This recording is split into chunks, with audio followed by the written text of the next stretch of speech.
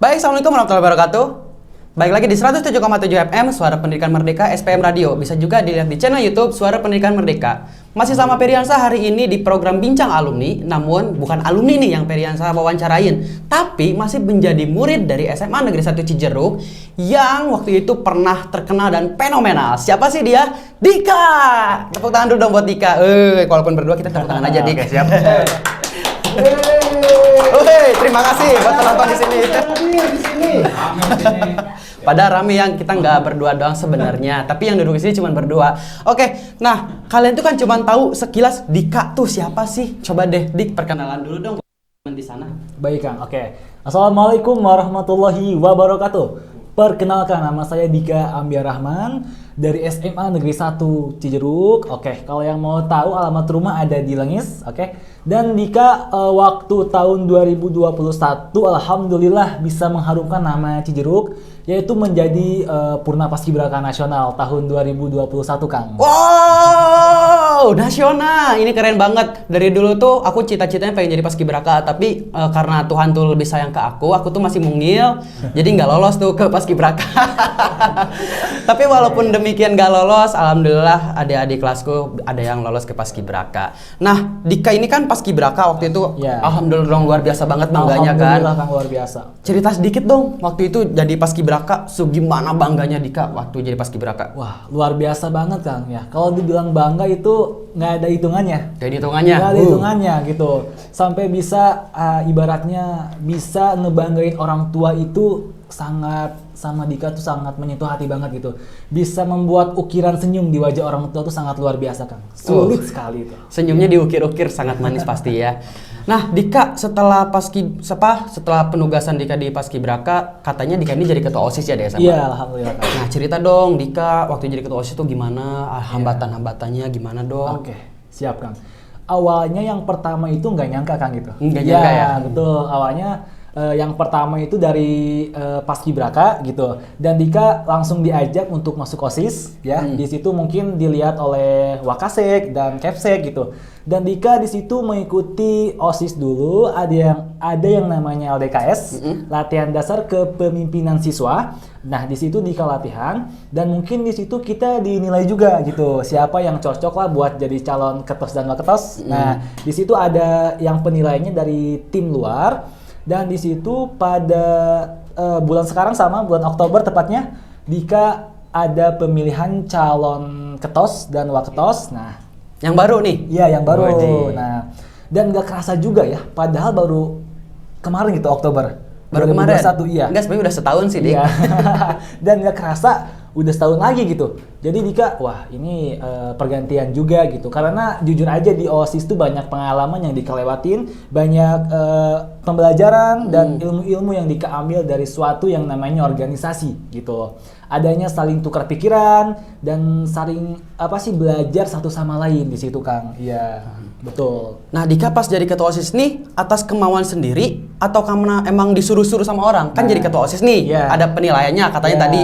Dika, kamu harus jadi ketua OSIS gini, atau ya udah saya siap jadi ketua OSIS gitu. Itu paksaan sendiri atau dari orang lain? Awalnya nggak ada niat Kang. Nggak ada niat. Di situ adanya banyak dukungan. Nah, jadi Dika bersemangat juga. Jadi orang-orang tuh banyak yang mendukung Dika. Ayo Dika jadi ketua OSIS gitu kan. Kata Dika.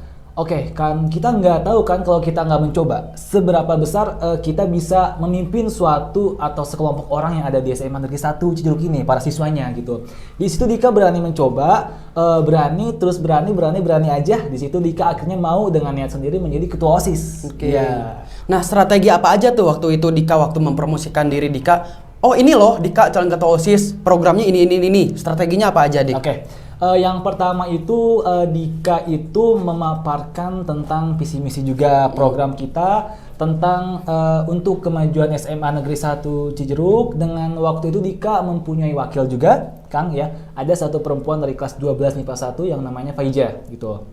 Di situ waktu itu kita mendemonstrasikan visi misi kita di lapangan dengan meyakinkan para siswa gitu untuk bisa memilih Dika. Nah, di situ Dika ada dukungan pun jadi lebih semangat lagi untuk lebih bisa mengembangkan potensi akademik maupun non akademik di SMA ini gitu. Hambatan-hambatan yang Dika alamin waktu jadi ketua OSIS selama 1 tahun itu apa aja sih, Dik? Yang pertama kan waktu Dika itu masih kita adanya COVID ya. Nah, di situ mungkin ada kegiatan yang terselenggarakan atau tidak. Yang terselenggarakan itu bisa dibilang kurang full 100%. Jadi kita pun mau ada acara pun dibatasi. Nah, di situ dibatasi. Nah, untuk sekarang kan kita bisa full lagi gitu.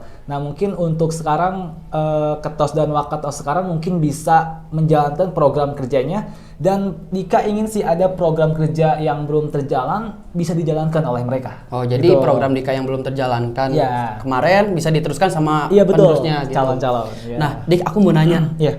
Pernah nggak sih ada cewek yang jatuh cinta ke Dika pas di OSIS? Itu kurang tahu Kang tuh. Ya. Dik, kalau misalnya ada nih. Ya. Tapi ada kali ya yang dekat-dekat mah. Gimana ya Kang ya? Kira-kira mungkin ada Kang? Mungkin ada. Ya, mungkin nah, Dika ada. menanggapi itu bagaimana di OSIS itu? Ya, Dika tetap aja jalanin OSIS ya, tetap aja gitu. Tetap aja jalanin gitu ya? aja gitu. Nah, kan Dika sekarang mau pensiun nih ibaratnya Ya. nih. Kesan pesannya dong selama menjadi ketua OSIS di sama satu Cijedug ini gimana? Setahun kemarin gitu. Selama setahun kemarin ya, banyak banget Kang ya, bisa dibilang awal-awalnya tuh seru-seru banget gitu. Ya kita saling deket dengan kesiswaan juga sampai sekarang gitu, dan banyak pembelajaran juga. Pokoknya suka dukanya ada, hambatannya ada. Jadi kita di situ bisa belajar bagaimana kita itu bisa melewati itu semua dengan bersama-sama gitu. Nah, dan untuk Dika sih pesannya untuk mereka, untuk di tahun sekarang kan alhamdulillah nih COVID udah hilang nih gitu. Jadi bisa dijalanin yang namanya acara atau program kerja 100% gitu. Mungkin dari mereka kan banyak untuk apa sih di bidang non akademik gitu kan. Kita tahu sendiri lah kan ya, siswa itu sukanya di bidang non akademik gitu, yang di lapangan-lapangan gitu. Maka kalau kita kurang di akademiknya, maka perbaguslah kita di non akademiknya gitu Kang, supaya bisa memunculkan bahwa SMA Negeri 1 Cijeruk tuh ada gitu di akademik maupun non akademik itu Kang. Oke. Ya. Nah, Dika sebelum jadi ketua OSIS sama pas udah jadi ketua OSIS ada bedanya nggak? Misalnya kedekatan Dika dengan guru-guru ataupun dengan murid-murid lainnya, bisa diceritakan? Ada Kang, gini, waktu Dika belum jadi ketos ya Dika apa sih belum deket sama siswa gitu. Nah, jadi pun Dika pun mau nanya kayak gimana gitu, masih canggung gitu kan. Canggung ya. Dan udah jadi ketos, Dika baru apa sih kayak lebih deket sama siswa-siswa gitu. Tidak apa sih nggak ngebeda-bedain gitu ya. Dika bisa deket sama si A, sama si B gitu. Dengan mereka semua yang usul punya aspirasi buat Dika, Dik gini nih buat SMA katanya. Oke, Dika nanti bantu ajukan buat apa sih buat kemauan mereka dari aspirasi mereka itu, ya Kang. Kalau sama guru-guru gimana, Dik? Ada pendekatan juga gitu. Jadi kan waktu itu sering nonton bola gitu. Waktu itu sama guru nonton bola? Iya, di sini nih waktu itu di podcast. Terus juga kedekatan dengan guru-guru yang lain. Terus juga kita bisa lebih sering-sering sama guru yang lain. Tahu juga artinya kepemimpinan. Waktu LDKS dijelaskan oleh Pak Sultan ya tentang LDKS, dan Dika lebih paham lagi di situ gitu. Oke, Dik. Nah, tadi kan selain harapannya program kerja Dika bisa diteruskan sama penerus selanjutnya. Ya. Apalagi nih harapan Dika untuk OSIS yang sekarang nih? Untuk OSIS yang sekarang, Calon maksudnya ya, calon ketua OSIS yang sekarang calon gitu. ketos dan ketos nih Kang. Nah, yang kepilih untuk Dika harus tepatin janjinya itu. Nah, Oh, janji? Iya. Janji apa nih kalau boleh tahu nih? Oke, janji dari visi misi mereka, programnya mungkin gitu. Dan mau menerima masukan dari aspirasi rakyat SMA Negeri 1 Cijedug, terusnya siswa. Oke. Gitu.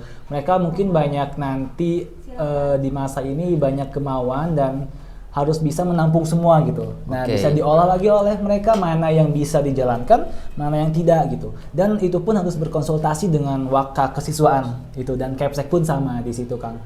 Dan lebih semangat lagi untuk Dika menjadi ketua OSIS, nggak lama kok, 1 tahun doang di situ ya. Oke, berarti nagih janjinya itu untuk menjalankan Iya, program-programnya. program dan visi-misi, Bukan, gitu. kamu janji sama aku takdir bakso dong, gitu, bukan ya. Oke, sahabat Merdeka, itu aja perbincangan kita hari ini sama Dika yang bentar lagi pensiun dari ketua OSIS. Kurang lebihnya mohon maaf karena kesalahan hanya milik mantan kita yang meninggalkan kita tanpa alasan. Cukup sekian dan terima kasih. Assalamualaikum warahmatullahi wabarakatuh.